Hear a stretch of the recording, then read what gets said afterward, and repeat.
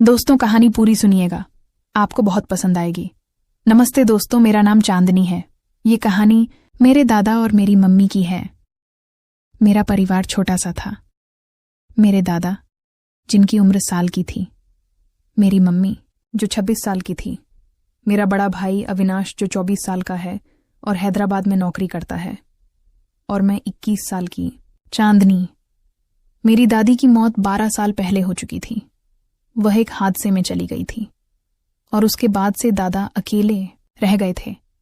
मेरे पापा भी हमें छोड़कर जा चुके थे। मैं तब सिर्फ 8 साल की थी जब वह एक बीमारी से गुजर गए। मेरे दादा का नाम हरिशंकर है। वह लंबे चौड़े थे, उम्र के हिसाब से मजबूत।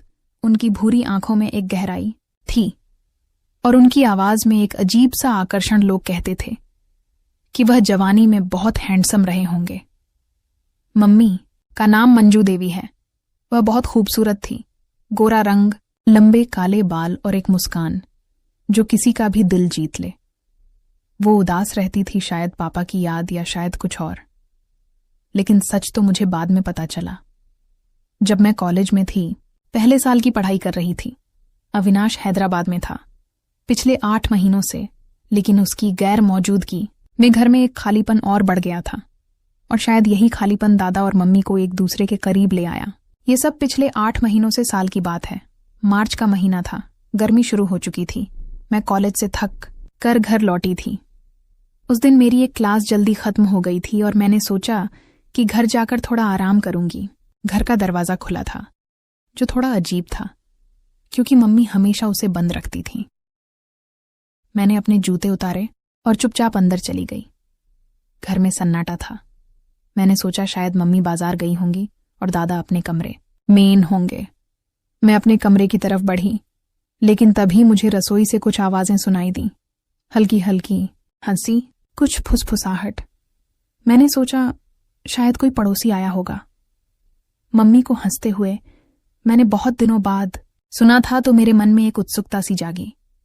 मैं चुपके से रसोई की तरफ बढ़ी। दरवाजा थोड़ा सा खुला था और मैंने अंदर झांक कर देखा। जो मैंने देखा वह मेरे लिए किसी झटके से कम नहीं था। मम्मी रसोई में खड़ी थी। वह चाय बना रही थी और उनके हाथ में एक कप था। उनके ठीक पीछे दादा खड़े थे। उनकी बाहें मम्मी की कमर पर थी और वह धीरे धीरे उनके कानों में कुछ कह रहे थे। मम्मी हंस रही थी। उनकी आंखों में एक चमक थी जो मैंने पहले कभी नहीं देखी थी। दादा का चेहरा मम्मी के कंधे के पास था और वह धीरे से उनकी गर्दन के पास अपनी नाक ले गए।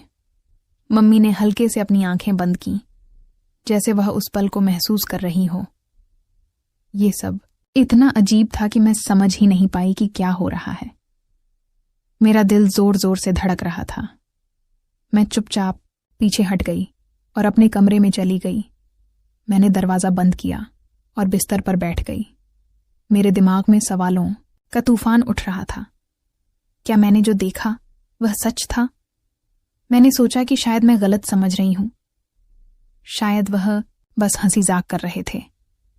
लेकिन मेरे दिल को यकीन नहीं हो रहा था। मैंने अपने आप को शांत करने की कोशिश की। मैंने सोचा कि शायद यह एक बार की बात हो, लेकिन फिर भी मेरे मन में एक शक का बीज पड़ गया था। उस दिन के बाद मैंने दादा और मम्मी पर नजर रखनी शुरू कर दी। अगले कुछ दिन मैंने गौर किया कि दिन में सब कुछ सामान्य था। मम्मी सुबह उठती, नाश्ता बनाती, दादा को चाय देती, दादा अपने अखबार में खोए रहते और मम्मी घर के काम में लगी रहती। लेकिन कुछ तो बदला हुआ था। दादा की आंखों में एक चमक थी जो पहले नहीं दिखती थी। वो मम्मी से बात करते वक्त थोड़ा ज्यादा मुस्कुराते थे। मम्मी भी पहले से ज्यादा खुश लग रही थी। वह गुनगुनाती रहती, अपने बालों को बार बार संवारती और कभी कभी दादा की तरफ देखकर हल्के से मुस्कुरा देती। यह सब छोटी छोटी चीजें थी, लेकिन मेरे शक को और गहरा कर रही थी। एक शाम मैं अपने कमरे में बैठी किताब पढ़ रही थी। मम्मी ने कहा था कि वह पड़ोस में किसी से मिलने जा रही है और दादा अपने कमरे में थे। मैंने सोचा कि थोड़ा टीवी देख लूं। मैं हॉल में गई, लेकिन तभी मुझे मम्मी की चप्पलों की आवाज सुनाई दी। मैंने सोचा कि शायद वह जल्दी लौट आई। मैंने टीवी की आवाज कम की। और चुपके से देखने की कोशिश की। मम्मी हॉल में नहीं थी। मैंने गौर किया कि दादा के कमरे का दरवाजा हल्का सा खुला था। मैं चुपचाप वहां तक गई। अंदर से मम्मी की धीमी आवाज आई, हरिशंकर जी, कोई देख लेगा तो क्या सोचेगा? दादा ने हंसते हुए कहा, मंजू, चांदनी ऊपर है और बाहर कोई नहीं है, चिंता मत करो। मैंने दरवाजे की दरार से झांका। मम्मी दादा के पास बैठी थी। दादा का हाथ मम्मी के कंधे पर था और वह धीरे धीरे उनके बालों को सहला रहे थे। मम्मी का चेहरा थोड़ा लाल था और वह दादा की तरफ देखकर मुस्कुरा रही थी। फिर दादा ने गला साफ करने की आवाज अपना चेहरा मम्मी के करीब किया और मम्मी ने अपनी आंखें बंद कर लीं। उनके बीच का वह पल कुछ ऐसा था जो मेरे लिए समझना मुश्किल था। मैं चुपचाप पीछे हट गई और अपने कमरे में आ गई। मेरा दिमाग शून्य हो गया था। कुछ दिन बाद एक रात में देर तक पढ़ाई कर रही थी। करीब 10 बजे होंगे। मैंने सोचा कि पानी पीकर सो जाऊं। मैं अपने कमरे से निकली और किचन की तरफ बढ़ी। तभी मैंने देखा कि दादा अपने कमरे से निकलकर मम्मी के कमरे की तरफ जा रहे थे। वह चुपचाप चल रहे थे, जैसे किसी को पता ना चले। मम्मी का कमरा पहली मंजिल पर था और दादा का कमरा नीचे। मैंने सोचा कि शायद उन्हें कोई काम हो, लेकिन फिर मैंने देखा कि मम्मी के कमरे का दरवाजा हल्का सा खुला और दादा अंदर चले गए। दरवाजा बंद हो गया। मैं वहीं सीढ़ियों पर खड़ी रह गई। मेरा दिल फिर से तेजी से धड़कने लगा। मैंने हिम्मत की और चुपके से मम्मी के कमरे के पास गई। दरवाजे के नीचे से हल्की रोशनी आ रही थी। मैंने कानों को दरवाजे से सटा दिया। अंदर से हल्की हल्की बातें सुनाई दे रही थीं। मम्मी की आवाज, हरिशंकर जी, अगर चांदनी को पता चल गया तो। और दादा की धीमी हंसी, मंजू वो सो रही है, उसे कुछ नहीं पता। फिर कुछ देर के लिए सन्नाटा छा गया और फिर कुछ ऐसी आवाजें आईं जो मेरे लिए समझना मुश्किल नहीं था। बिस्तर की हल्की चरमराहट, कोई चीज गिरने की आवाज और फिर मम्मी की धीमी सांसें। ऐसा लग रहा था जैसे वह दोनों एक दूसरे के बहुत करीब थे। मैं वहां से भागकर अपने कमरे में आ गई। मैंने दरवाजा बंद किया और बिस्तर पर लेट गई। मेरी सांसें तेज थीं और मेरा शरीर कांप रहा था। ये क्या था? मेरी आंखों के सामने वहीं सब घूम रहा था। रसोई में वह पल, हॉल में वह करीबी, और अब यह रात का सन्नाटा। मैं सो नहीं पाई। मेरे मन में गुस्सा था, शर्मिंदगी की थी, लेकिन साथ ही एक अजीब सा खिंचाव भी था। मैं समझ नहीं पा रही थी कि मेरे साथ क्या हो रहा है। अगले दिन मैं कॉलेज गई, लेकिन मेरा ध्यान कहीं नहीं था। मेरे दोस्तों ने पूछा कि मैं उदास क्यों हूं, लेकिन मैंने कुछ नहीं बताया। मैं बस सोच रही थी कि क्या करूं। क्या मैं मम्मी से पूछूं या दादा से? लेकिन मेरे पास हिम्मत नहीं थी। और फिर एक अजीब बात हुई। मैं जब भी उस रात को याद करती, मेरा शरीर एक अजीब सी गर्मी से भर जाता। मेरे मन में कुछ गलत ख्याल आने लगे। मैं सोचने लगी कि क्या ऐसा होना गलत है? क्या प्यार और करीबी की जरूरत सबको नहीं होती? और फिर एक खतरनाक ख्याल मेरे दिमाग में आया, क्या मुझे भी किसी की जरूरत है? मैंने अपने दोस्त आर्यन की तरफ ध्यान देना शुरू किया। वह कॉलेज में मुझसे अक्सर बात करता था। उसकी आंखों में वही चमक थी जो मैंने दादा की आंखों में देखी थी। वह हंसता, मेरे साथ मजाक करता और कभी कभी मेरे करीब आने की कोशिश करता। पहले मैं उसे दूर रखती थी, लेकिन अब मैं उसे रोक नहीं, गला साफ करने की आवाज पा रही थी। एक दिन हम कॉलेज के बाद पार्क में बैठे थे। वह मेरे पास आया। उसने मेरे हाथ को छुआ।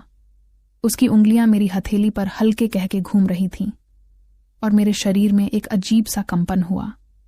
उसने धीरे से मेरे कानों में कहा, चांदनी, तुम बहुत खूबसूरत हो। मैंने कुछ नहीं कहा, बस उसकी आंखों में देखती रही और फिर मैंने खुद को उसके और करीब जाने दिया। उस दिन के बाद आर्यन और मेरे बीच कुछ बदल गया। वह मुझे मैसेज करता, देर रात तक बातें करता। हम कॉलेज के बाद अक्सर मिलने लगे। एक बार उसने मुझे अपने घर बुलाया। उसका परिवार बाहर गया हुआ था। मैं गई। हम उसके कमरे में बैठे थे। उसने मेरे करीब आकर मेरे कंधे पर हाथ रखा। उसकी सांसें मेरे चेहरे के पास थीं। उसने धीरे से मेरे गाल को छुआ और मैंने उसे नहीं रोका। वह पल कुछ ऐसा था जो मुझे गलत भी लग रहा था। लेकिन साथ ही एक अजीब सा सुकून भी दे रहा था। धीरे धीरे मैं आर्यन के साथ ज्यादा वक्त बिताने लगी। हम कॉलेज के बाद कहीं ना कहीं घूमने जाते। वह मुझे अपने दोस्तों से मिलवाता और मैं उसकी दुनिया में खोने लगी। लेकिन मेरे मन में हमेशा दादा और मम्मी की बात घूमती रहती। मैं सोचती कि अगर वह ऐसा कर सकते हैं तो मेरे लिए भी यह गलत नहीं है। मैंने खुद को समझाने की कोशिश की कि यह सब सामान्य है, लेकिन कहीं ना कहीं मेरे अंदर का एक हिस्सा चीख रहा था कि मैं गलत रास्ते पर जा रही हूं। एक रात मैं घर लौटी। मम्मी और दादा हॉल में बैठे थे। मम्मी दादा के लिए चाय बना रही थीं और दादा उनकी तरफ देखकर मुस्कुरा रहे थे। मैंने गौर किया कि मम्मी की साड़ी का पल्लू थोड़ा नीचे सरक गया था और दादा की नजरें वहीं टिकी थीं। मम्मी ने हल्के से अपने बालों को ठीक किया और दादा ने अपना हाथ मम्मी की तरफ बढ़ाया। मैं चुपचाप अपने कमरे में चली गई, लेकिन वह दृश्य मेरे दिमाग से नहीं गया। और फिर उसी रात आर्यन का मैसेज आया। उसने लिखा, चांदनी, तुम आज बहुत अच्छी लग रही थी।